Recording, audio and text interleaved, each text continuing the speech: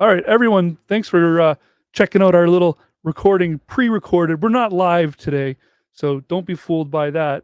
But this was an emergency meeting of the Super Friends here. Something happened today that needed addressing, and we thought it would be entertaining and yet topical to bring it up. So before we get into the reason we've gathered here today, allow me to introduce the people I have gathered.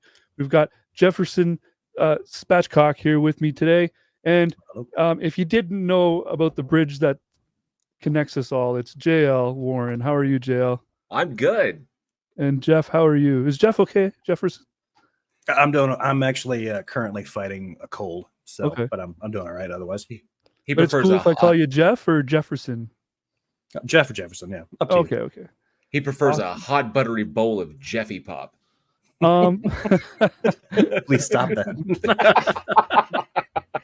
I'm never gonna stop telling you to stop that. And this is why we pre-recorded this one today. So the topic here is that releasing today is a brand new movie. If Christians had an MCU, then the God's Not Dead series would be that universe. I think the God's Not Dead series is more like The Purge, but yeah. I always got the feeling they started running with this idea after the failure of the Left Behind franchise, because they could never get the Left Behind franchise off the ground, whether it was Kirk Cameron or Nick Cage or anybody else. So, but when the God's Not Dead thing came up, and you know, like Sorbo's out there going like, "Ha ha, I'm LARPing as an atheist," and all of a sudden it was popular. So they're running with this instead. Is what is always been my feeling. Yeah, well, if you guys wanted to, here, hold on. Oh, you know what? When you have everything so prepared, but then you've prepared too much and you can't figure out where you're supposed to start.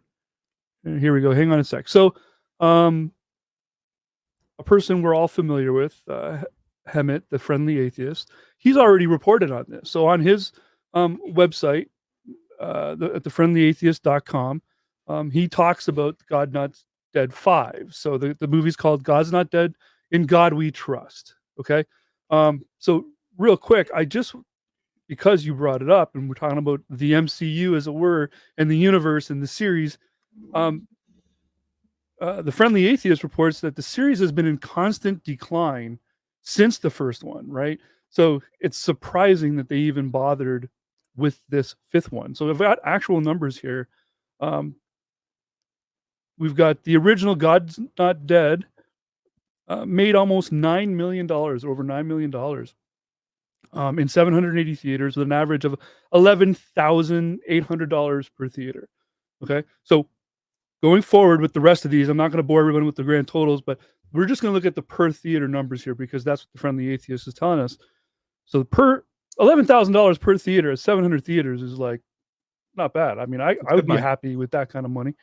God's Not Dead 2 makes an average of $3,150 per theater. Ooh. So steep decline, and then from there it just gets lower and lower. So God Not Dead 3, A Light in Darkness, $1,500. So what about the Snyder cut of that one? I mean, it was amazing. How are they still justifying theatrical releases? You think these would be going like straight to DVD at this point?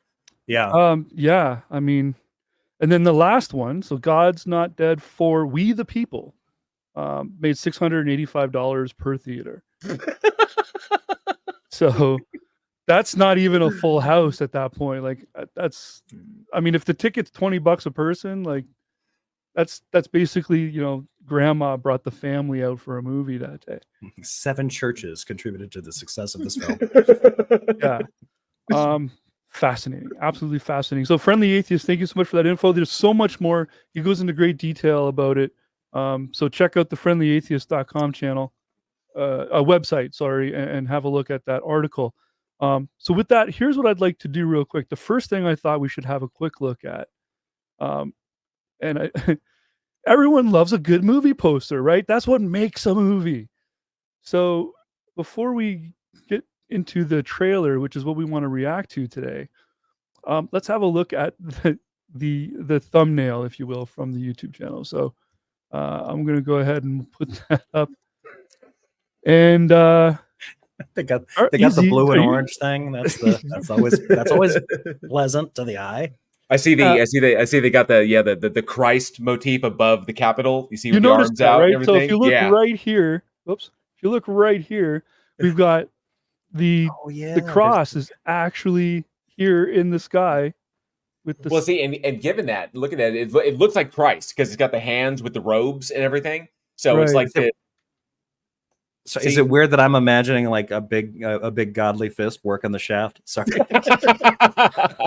reaching down and holding the capital, as it were. So I'm not Just an tucked American. up in the bottom of it. I'm not an American, so don't be offended by this. But who is that statue? Who's that a statue of on the top of that building? On the Capitol building. I forget. I've also spaced on who is on the top of the Capitol. Yeah. Because I'm wondering if like there was any thought into like this, and is that supposed to be a cross or is it like a silhouette of a divine being? That is supposed to be the Statue of Freedom, is the figure that sits on top of the United States Capitol dome. The Statue of so Freedom. not an actual person that existed, just a statue that represents. It's Donald Trump. Yeah, I mean, First So, name's I- No. That's all if he wins re-election, then they're going all to we tear need its to do here is tear just- its head off we and just need replace to it with set up some barricades, and then it's a reenactment of like January 6th almost, right? We just put some barricades up, and it's a little tricky. I mean, yeah. And what's the character looking at? He's just, it's got weird. He's looking at destiny, Justin. He's looking at destiny. looking at destiny. Yes. Well, he's not looking at the bright spot above the Capitol building. He's Where God is appearing. Yeah. I mean, I don't know. It's a little. I guess bit, he's checking with his deity to make sure he's going in the right direction. It's like it's this way, right? It's like just making sure. Yeah. It'd have been funny if somebody had put like Satan kind of looking out one of those windows, because there's like Satan in the halls of power, just Well, we kind of should peering out like peekaboo. Well, in a way, the other half where all the text is, it's very dark. So maybe it is a little bit of a artistic representation of like the light and the dark. The U.S. government is the shining beacon on the hill. It's the light around which everybody gathers. Because that's what America stands for. It's the light that DC needs, because if anybody's ever been there, you know what a representation of Mordor, Washington DC is in real so life. is. I mean, The very air is a poisonous fume.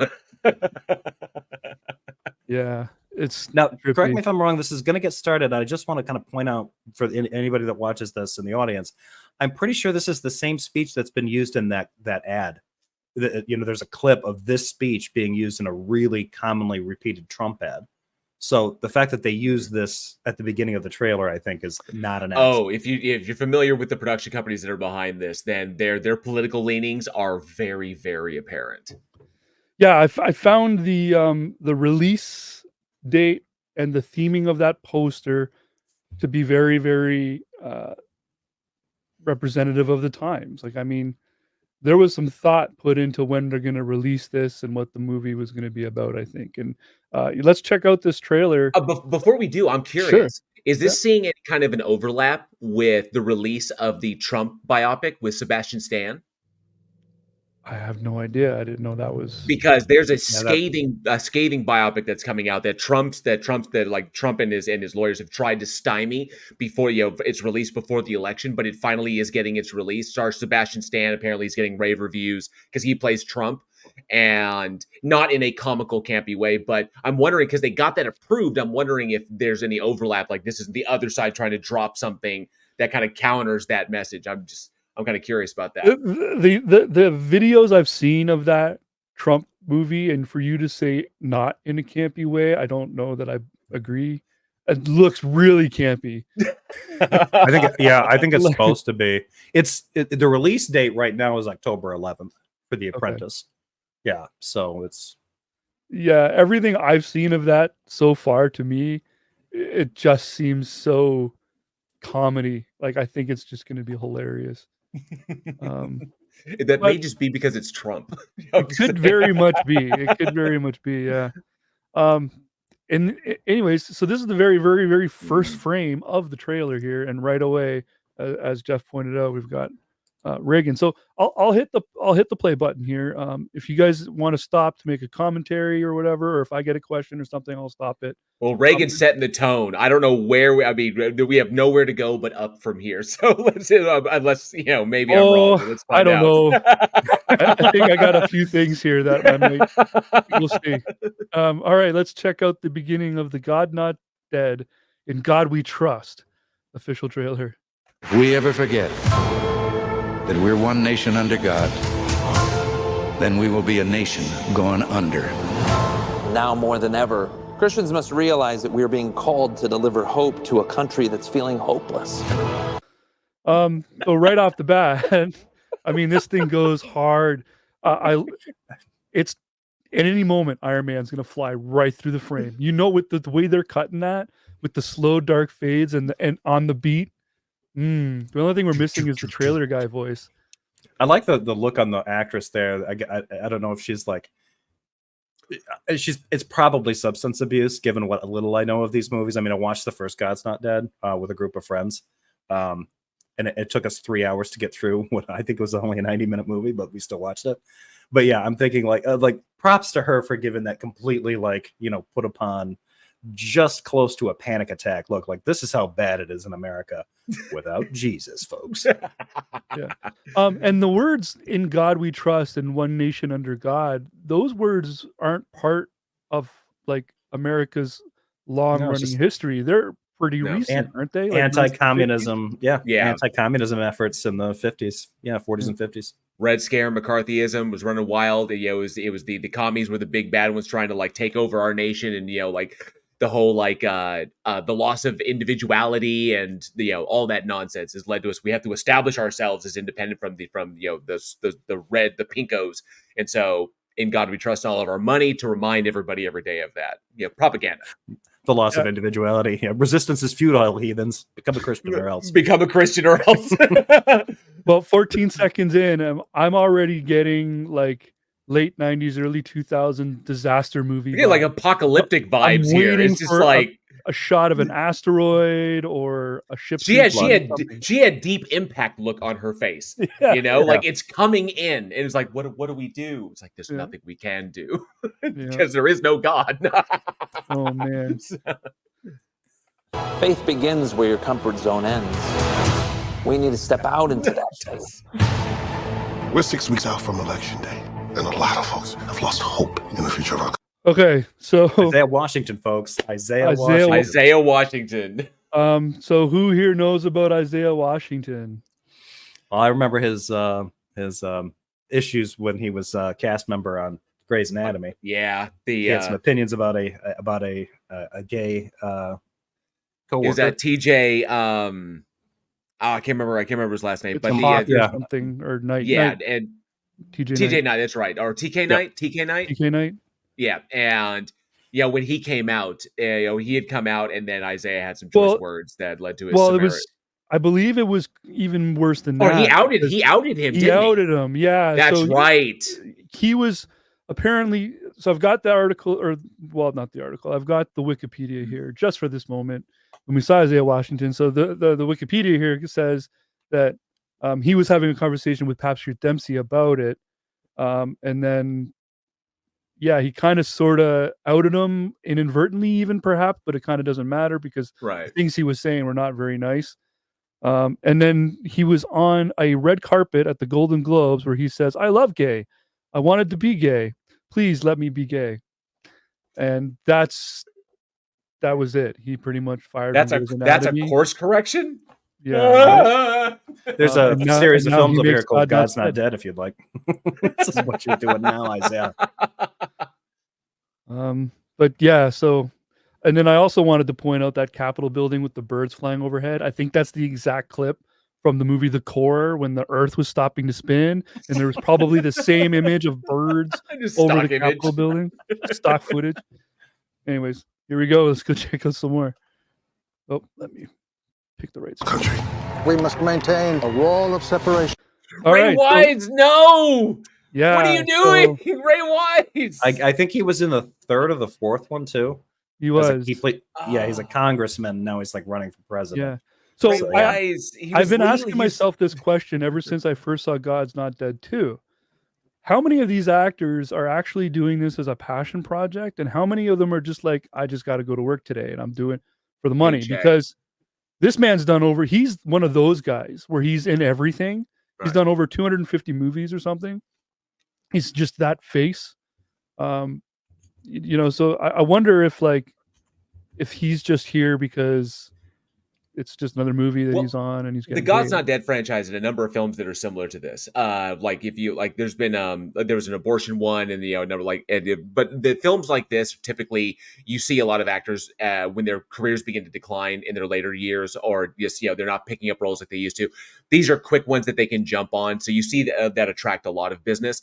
Now, some do it because they legitimately espouse the stuff and believe the stuff. You got Dean Cain, Kevin Sorbo, individuals like that run like that, but someone like Ray Weiss, like you said, he's in everything. He's a character actor. He's played everything from the devil to demons, and across the board. So sure, he would pop up in this. But someone like Isaiah Washington and some of these other cast members I'm seeing here, they're like definite declines. That is just, this is the only way they're going to get work. I was talking to Jeff earlier about God's Not Dead 2, and the girl from the Goldbergs is in that. And that depressed me. When I saw her in that movie, I was like, what are you doing in this? Because the Goldbergs is not an old show. And if you're an 80s kid like me, it's an amazing show. So it was pretty disappointing to see her in that. I forget her name at the moment, but it was the one with Sabrina, Teenage Witch, as well. Well, that was like seeing Samwise Gamgee in Do You Believe? And I was like, I mean, Sean Astin is who I mean, but he was, come on, he was the Goonies, but nonetheless, seeing Sean Astin in Do You Believe, which is relegated to this small, weakly written like doctor role that he's playing. This is just when you see the names that you love kind of like fall into that. It's just so disheartening.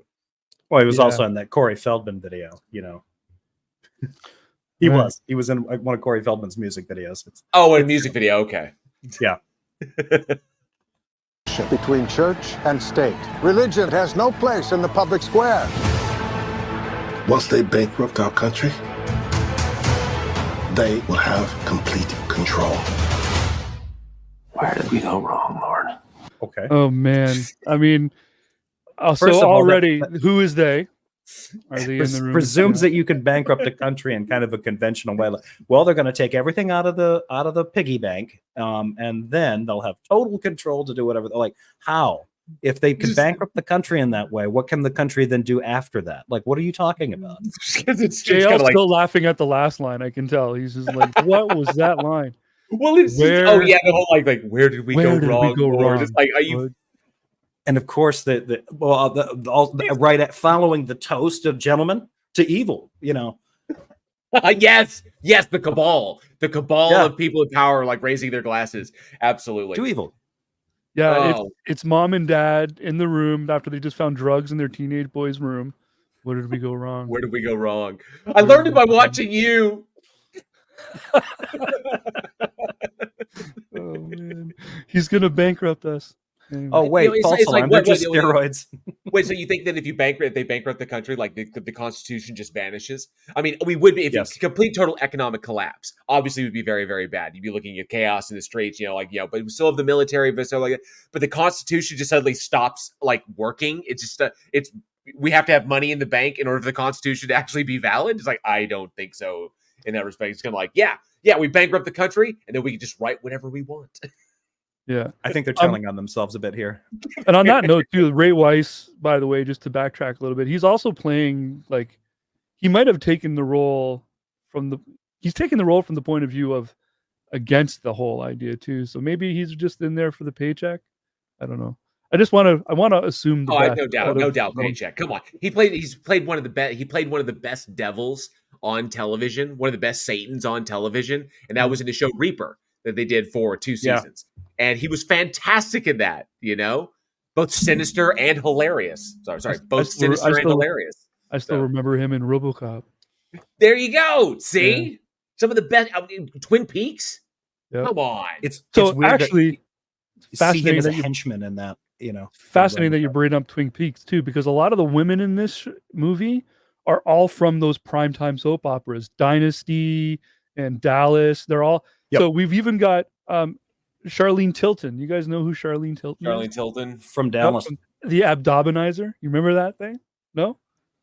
Oh God, that's right. Oh, that's right. Yeah.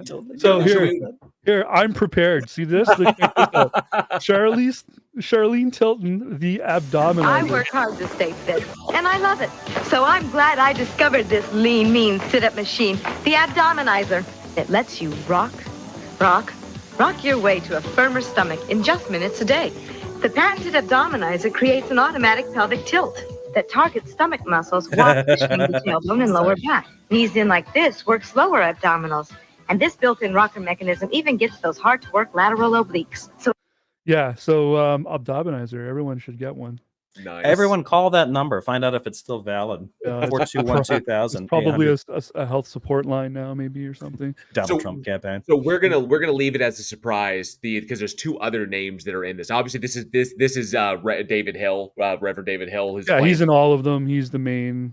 It's like David A.R. White, who's a prominent figure, but there's two other recognizable names. This guy's basically the Nick Fury, right? He's just there. He's in all of them. Yeah. He brings everybody together. We need someone who can light a fire in the voters. A preacher. He helped on those education hearings. I've been hired to manage your campaign for Congress. I'm not a politician. If you don't take on this fight, we could lose everything. We'll find someone to vote against you. So, did you guys see that face? Who knows that guy? Scotty Baio. Scotty B. Oh my goodness. Scotty B. My favorite Scott Baio joke right now You're is that he's in San charge. Francisco. My favorite Scott Baio joke right now is that he's in San Francisco sleeping underneath a Donald Trump billboard. So Scott Baio, not a nice guy either. And actually, arguably, perhaps the worst guy just in his real life in this movie. He's got accusations of all kind of terrible things. I guess we shouldn't have left him in charge. Oh, man. Oh, come on. I can't be that old. Well, I mean, I got it. the person accusing him of SA was his co-star on Charles in Charge. So, was it Eggert? Nicole Eggert? That's right. Or was it the other actress that played No, the it was other? Eggert. Yeah, the girl from Baywatch. Yeah, I think the other one actually defended it. Maybe. Not sure. In any case, he has been a hardcore Republican. He represents Republicans. He even used to, apparently, according to this, would campaign for Reagan. That's how long ago he's been doing this. But yeah, this is basically his biggest movie since Charles in Charge. So That's true. Are we worried about a preacher? My next guest is a candidate for Congress. You're going to get a lot of questions about your faith. Well, maybe people are looking for more spiritual and moral leadership. I remember her. You're making Samara Armstrong. Samara Armstrong was in because we covered it on the podcast. She was in Stay Alive, which was a video game horror film. So I remember her from that. But she's done a lot of TV. She was also on Grey's Anatomy for a stint. I think she did an episode of Grey's Anatomy. She was on Arrow. 20 seasons. They probably all been on Grey's Anatomy at one point. Yeah. But she's been doing a lot of TV, a few movies here and there, but I can understand because her movie before this was a TV movie called My Acting Coach Nightmare. Was what she did before this, so I can see that her career is kind of also starring Scotty B. Sorry, just my dream casting. Yeah, well, my wish list. The late night talk show moment there, is that a real show? Huckabee does have at least he did. He used to have a I don't know if it was like a panel show or what kind of format they did. It was basic, kind of almost like a Dr. Phil thing on Fox News. But I don't know if it's been relegated to Fox Nation. Huckabee, and it looks like it was the same kind of deal that when they were passing by the name. But yeah, from 2008 to 2015, there was a Huckabee show, and then there was the Huckabee show that started in 2010. So, but yeah, I'm saying I just went and looked it up. It's like Huckabee TV show, and it was just named Huckabee. So this might be it. I wouldn't put it past him, given that in Nefarious, which is the same like back end production companies were behind that one, utilized Glenn Beck's show for the denouement on that. They literally shot on his studios, like Glenn Beck's in the movie. So it wouldn't surprise me.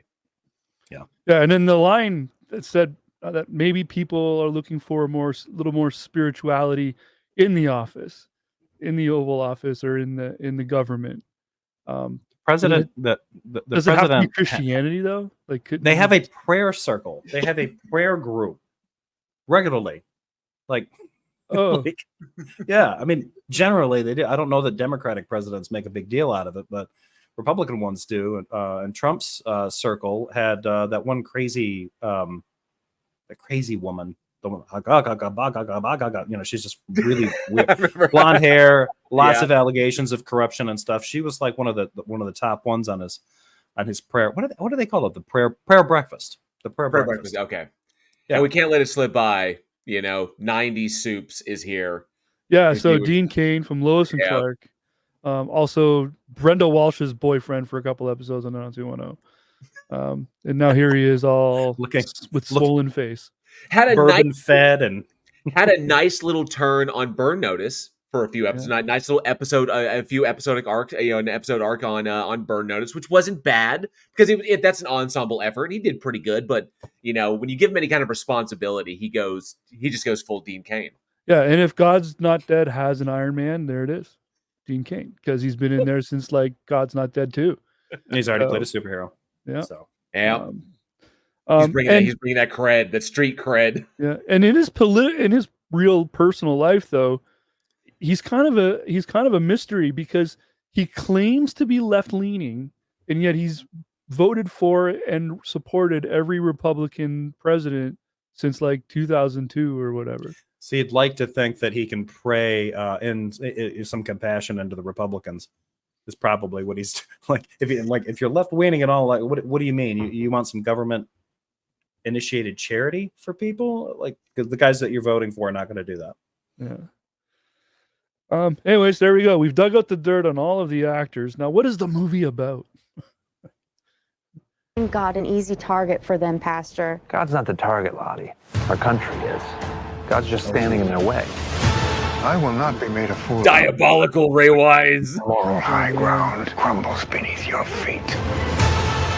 You don't win unless you play by their rules. I feel like I have two options. I can either do the things my faith asks me not to, or I lose this race.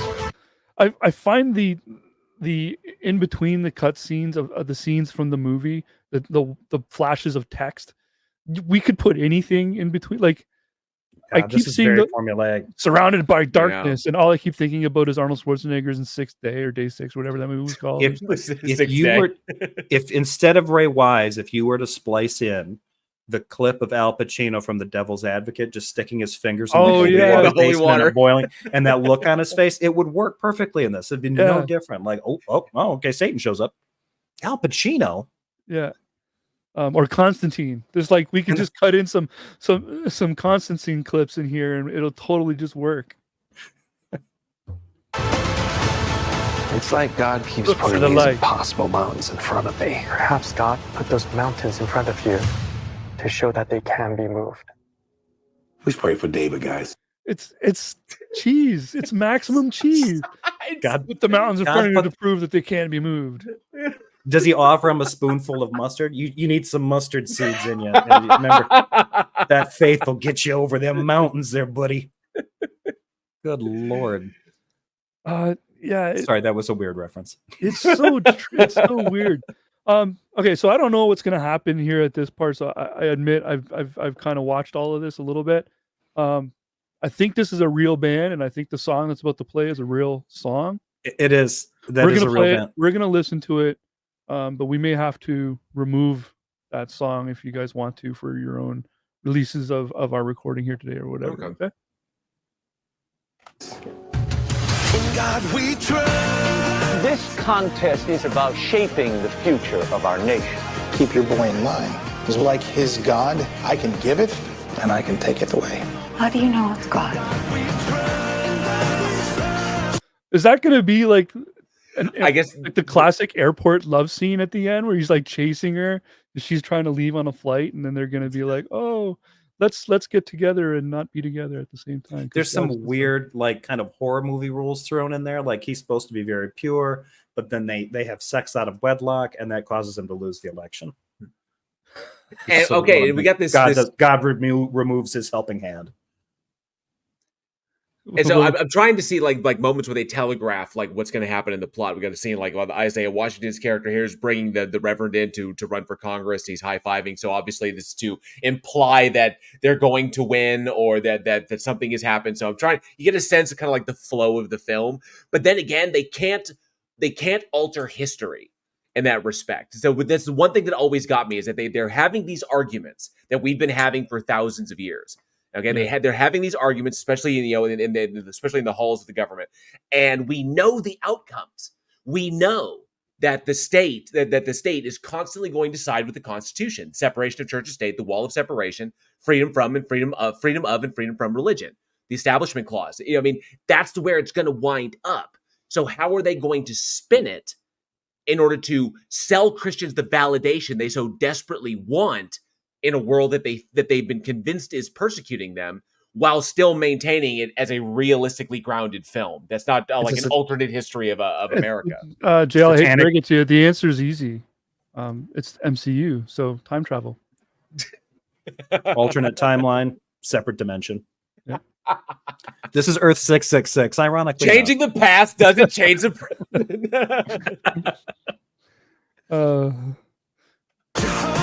Reverend Hill, your beliefs are a textbook example of Christian nationalism. Whenever anyone of faith promotes a policy that you don't like, you label them a Christian nationalist. That's probably not true.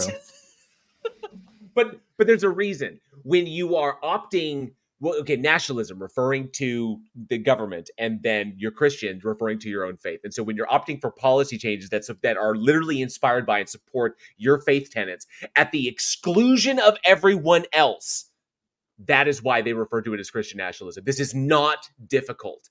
And so they're trying hard to try and get away from that. It's like, it's such a dirty term, Christian nationalism, because it accurately described them. Why are they running from it? That's what they are. Yeah, it's I don't know. Like, how dare you call me a Christian nationalist? Because I thought Jesus Nazi was a little too on the nose, man. Wow. Yeah. What do you think the H in Jesus H Christ stands for? Yeah, I'm still not sure. Holy cow, you guys. I invited the right two guys, that's for sure. Holy smokes. I'm still not really sure what this movie's about. I don't know. Well, it's about clearly an election. We've got that part. There's an election. We've got two politicians. One's a little bit more Bible enthusiast. The other one's a little more not Bible enthusiast. So we can address that, I think, when we get to the end of the trailer. Let's watch the rest of the trailer, because there's something that I think that the synopsis kind of lends towards. Okay. Yeah. Oh, heartwarming. We need to stand by. That girl was in VeggieTales, by the way. Tell them you're not ready to give that power up. You notice that. In the whole debate sequence, like Ray Weiss is behind the podium doing his thing. He's got to do the reverend thing where he gets out and he like steps right in front of everybody and he's walking around like this. That is exactly what Dinesh D'Souza did in the Alex O'Connor debate. It's the same tactics. Okay. The same, like, you get out there and you're that evangelical preacher who's going to get down. He's going to increase that level of intimacy in order to connect with the people, so that there's not the podium separating the two of them. Or like he would be behind the pulpit, where they want to get out in front and get engaging. And so same BS tactics. And of course, in this sequence, the way they're shooting it with that overhead down, and it puts him up front, like Ray Wise, like in the back, like, it sets up that dichotomy that is reflected in the Christian mindset between God and Satan. I think these movies always end with some kind of stage debate, 1v1 preaching speech scenario, don't they? Kind of a vicarious, like the fan fiction is like, well, this is how we can always win a discussion, and it never works out that cleanly. I don't, this is not an educated opinion, but I just want to say this screenshot, this still of Scott Baio makes him look like a combination of Ed Furlong and Pee Wee Herman. So I thought the moderator looked like Pee Wee Herman to me. And starring Scott Baio, seen here getting the first call from his agent. He's stealing Stephen Colbert's bit now. You just feel like, love it. I love it. Things, not me, not him, you. How triggered he looked. And I'm so without triggered. love, democracy will not and cannot long endure. Mike Huckabee. Mike Huckabee's in it. So, so just like Glenn Beck was in Nefarious. And so looking at this in theaters September 12th. Okay. Today. The synopsis for this film is: amid political and spiritual turmoil, Reverend David Hill steps up to run for Congress. Opponent Peter Kane aims to erase Kane. Really? K-A-N-E, Kane. K-A-N-E.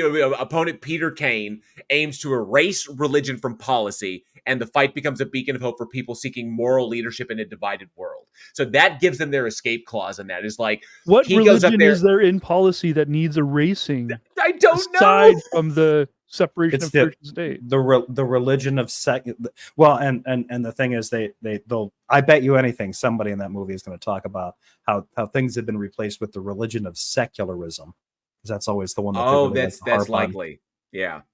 And I see their escape clause here because, as a beacon of hope for people seeking moral leadership in a divided world. So those individuals who don't know where to turn, he's not going to change anything by getting up there and doing that. What he's going to do is wind up kind of uniting the people around them, and then maybe we'll get them next time, champ. That whole kind of thing. It's just like keep their spiritual lives going, keep it alive, keep the faith in that respect in the face of this. Like they'll always know that we'll be here to counter them and provide that argument, but it's not going to alter anything in government. They're just going to demonize those who want the separation of church and state and vilifying them while lifting themselves up as heroes in a world that they think they're being persecuted in. So and pretend that there are believers out there that don't want a separation of church and state. Right. Yeah. Well, it's impressive to me that they've made it to 5 movies. I mean, not too many film series make those kind of numbers. I'm not saying they're being successful at it. I mean, I'm sure they're taking a loss on these things at this point. I mean, I was hoping that they were filming those things with like iPhones and stuff like that to save costs, but it looks like they're spending all the money. Now, I'm not okay. So having been in the film industry for some time, I'm not saying that this is the case. So I'm not trying to slander or defame anybody. I don't even think I'm broaching that territory, but there is the possibility, and I'm not saying this is what it is, but films, the same as real estate, the same as cars, okay, the same as strip joints, okay. There's a number of businesses that are perfect for money laundering, okay, that are absolutely perfect for money laundering. Filmmaking, because of the way budgets are formulated, so this is really, really important. When you're formulating a budget for a film, when you're putting things together, you do not put so for example, I want to shoot on a red. Okay. So the red itself costs like $20,000. Right. I don't have $20,000, but I can rent a red. So I go and I rent a red, and that rental only costs me like, for anyone watching, a red is a type of camera. A red is a type of camera. It's a really, really excellent camera. So it is like $20,000 to buy one with the rigging and everything I need to shoot with. So I rent one instead. The rental is far, far cheaper. Pay the rental cost, pay the insurance, you're good to go, and then you turn it back in and you're solid. But I can then write in my budget $20,000 for the camera. Okay? Even though I only paid the rental costs on that. And you can do that with everything you use technical wise. Okay? So everything technical went into it. It could all be rental shit. It could be like literally the set design is this and we're doing this like this, but because we're not keeping anything like that, I can turn around and there's ways to offset costs. Like if you have like a dilapidated house you want to shoot in, you can go in, buy the property cheap, refix it up, shoot there, and then when you're done, sell it, and then those proceeds can go back and offset costs and shit like that. There's so much hinkiness that can go on in a budget that filmmaking is ripe for money laundering. For money laundering purposes, which is why if you keep seeing a production company or production companies churning out product and they're never making any money, they're dumping like $1 million, $2 million, $5 million into a production, and it makes like $60,000. Mm-hmm. Like who's going to fund the next one? And then all of a sudden there's a 6. There's a God's Not Dead 27. Well, Tribulation Force. So I don't know, but you got to wonder. It makes you wonder. Who's using that set? Who's using those actors to wash that cash? Yeah, I almost kind of wonder with some of the lower numbers of the later movies if it wasn't just people like us watching it for the laughs, and like it wasn't even reaching its target People audience. are just waiting for. They're just waiting for streaming. Like you know. And I don't think PureFlix is cheap as far as like a streaming service goes. No, I think so if you're waiting for them to pad out content, you're not going to spend extra money to go to the theater. Like, we'll just watch that later. Yeah, I imagine I got a sense of this because some of these actors in there that you can actually get them on the cheap. Now, when I talk cheap, I'm talking like 10 actors. Because they're cheaper actors. You can typically get them like Kane Hodder. You can get like someone like Kane Hodder. You can get for like $10,000. Okay, and you can get like 1 to 2 days of work if you really like the script. You can parse that out. But with individuals like this, it was like you're looking at maybe with Dean Cain, Ray Weiss, Scott Baio, and Isaiah Washington. Those are the largest names that you have there. Those guys are going to have are probably going to be in probably the 5 to 6 figures each. And then Samara Armstrong's going to be 5 figures. Charlene Tilton, these are going to be like scale rates. Some people probably did it for free because it's a Christian themed film, and I just want to get the message out there and have something on my IMDb. So I'm not seeing a lot of money. Not to mention it's a lot of exterior shots in Washington D.C. I have no doubt they use like multiple set. They use a set multiple times. They just change it out. I have to look at the square footage to Even see like similar themes from the previous movie as well. The We the People. Who knows? Like 40% of the establishing shots and things were probably just. It's like you noticed like all the backgrounds, all the like the DC stuff is all exterior shots, which you can shoot as long as you got the permit. You can go out there and shoot. It's not a problem.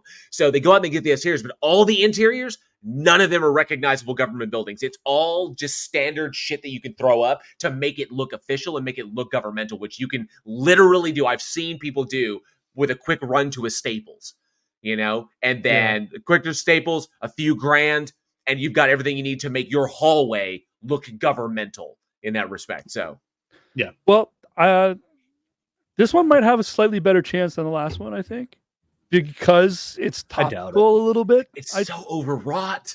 Yes, but I mean that poster, sitting in the dark with his hand on the Bible. I did want to say it's interesting to me because I think the total gross on the first one was north of $60 million. But given the fact that came out in 2014, I feel like that kind of great debate, skepticism versus, believers versus non-believers kind of thing was at a higher pitch back then. And it seems to like interest in it. Seems to have waned. The line in the first movie was, "Why do you hate God?" And it's like, "Because he took everything from me."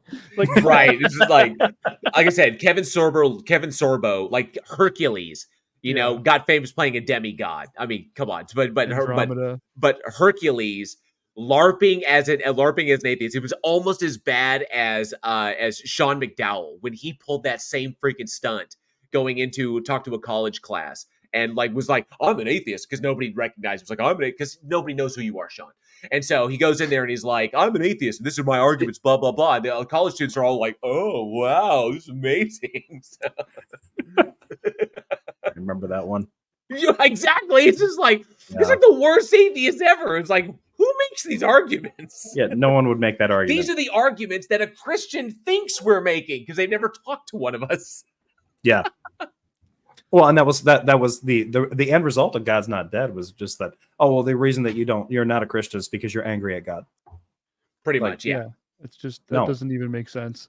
It's like I'm not an American because I hate our president. That doesn't. It's just okay. Yeah. Anyway, so God's Not Dead 5 out in theaters today. Don't go see it. Just don't.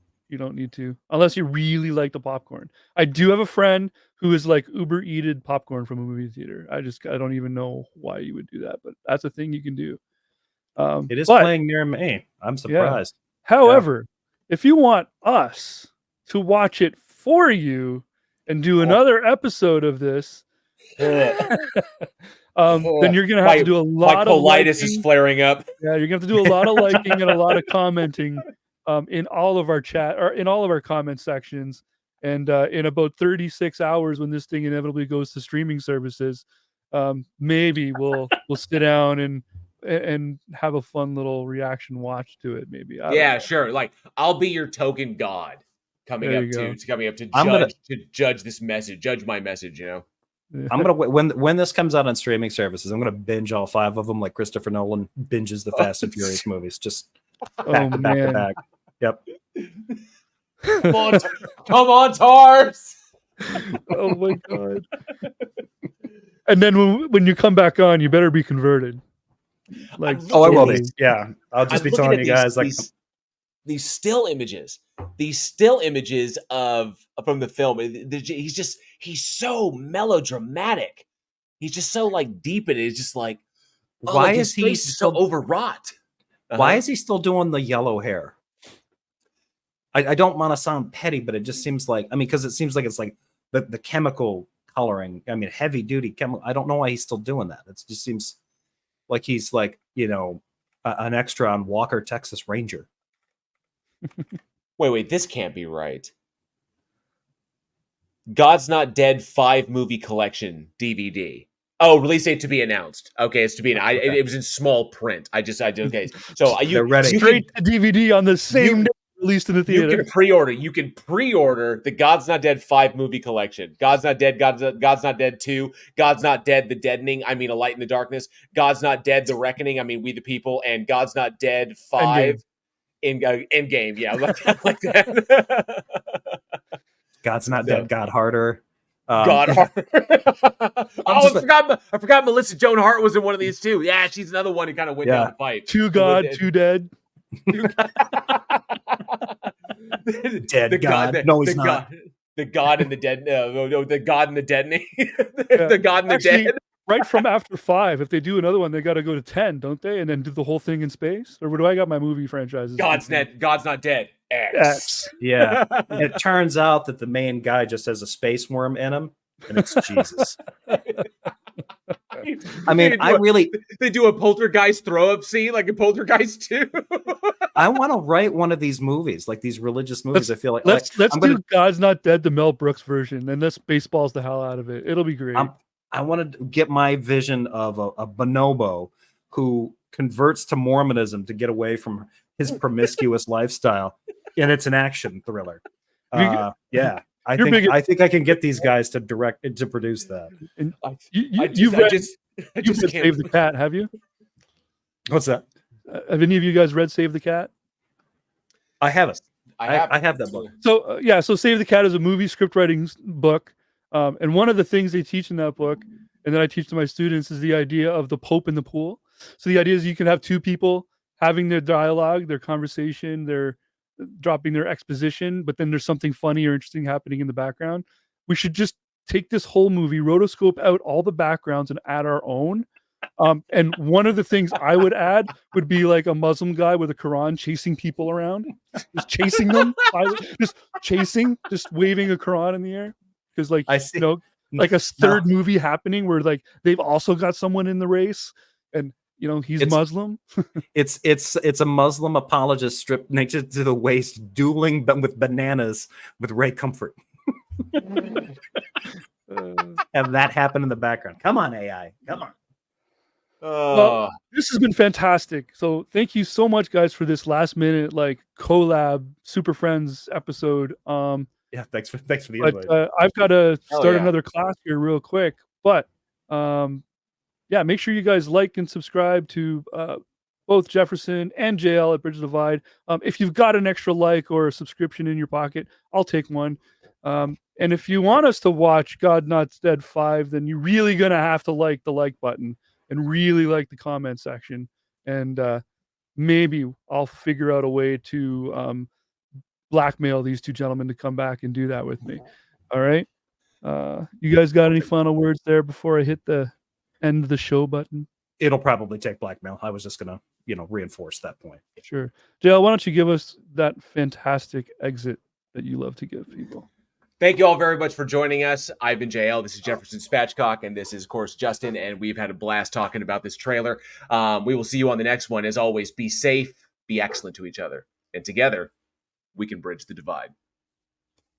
Or make fun of movies.